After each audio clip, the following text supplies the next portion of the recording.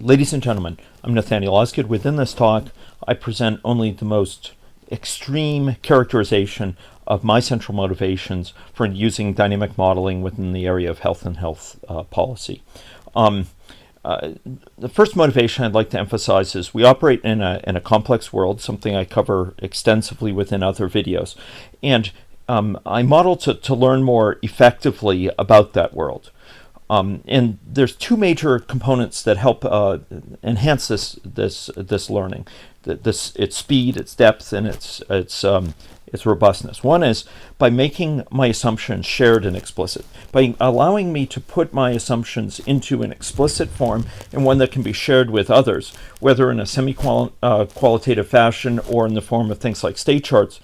In agent-based modeling, we can take our assumptions out of our head, put them in the clear light of day where they can be critiqued and refined and collectively advanced in a group, where I can compare my assumptions against those of others. But modeling is more than that. Modeling allows us to take our assumptions in a way that's not merely shared and explicit, but allows us to articulate them in a way that's precise and testable. You should, if there's any confusion, we need to get away from the notion of modeling as a crystal ball and instead approach it as a learning prosthesis.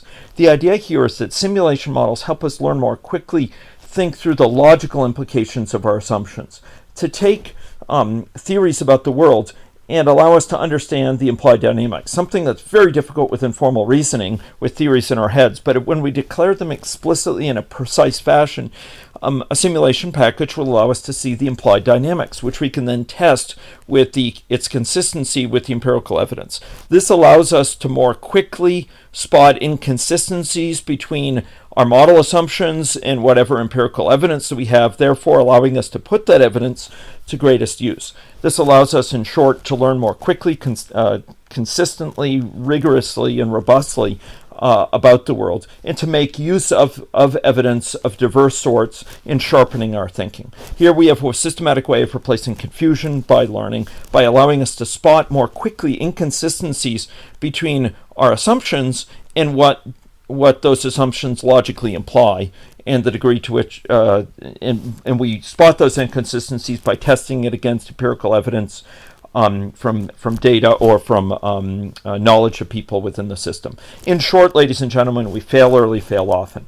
An inconsistency between the model and data is not a failure, should not be viewed as a failure of the model, but a success of modeling and allowing us to advance our thinking. A second reason I model is because we all use mental models, and we rely upon them. The question is, do we use them to greatest effect?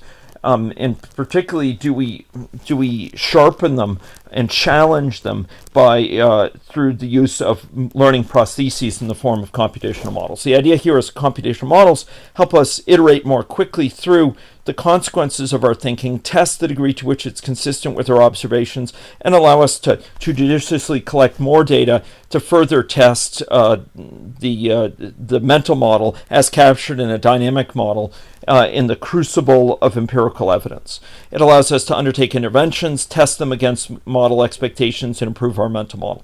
Again, where an inconsistency here is a discovery that advances our thinking, that helps us learn, and therefore it's seen as a good thing.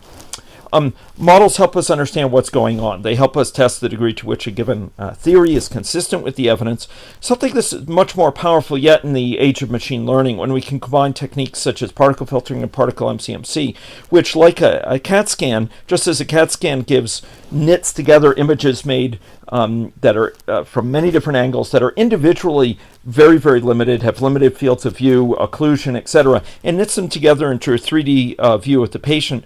So these sorts of techniques can do with dynamic models. Give us a picture of what's going on in latent areas of the system that we can't otherwise observe. Once we have conviction in a model, we can use it to investigate the impacts of intervention, something that's unthinkable to do with great reliability when our theories are simply in our heads. And we can iterate with a model towards interventions and policy portfolios that are most consistent with our desired outcomes. With models and machine learning, particularly, we can anticipate what's coming, even given broad uncertainties in data and model. We can look forward. Certain regularities with confidence can allow us to know the number of cases will be decreasing for a while. We can have a bit of a breather. They're likely to surge in the near future. And finally, ladies and gentlemen, I model because there's really no good alternative. Just as democracy, as Churchill said, is the worst of all forms of government except for everything else, so it is with modeling. Thank you very much, and I hope these give you some understanding for my motivations for modeling.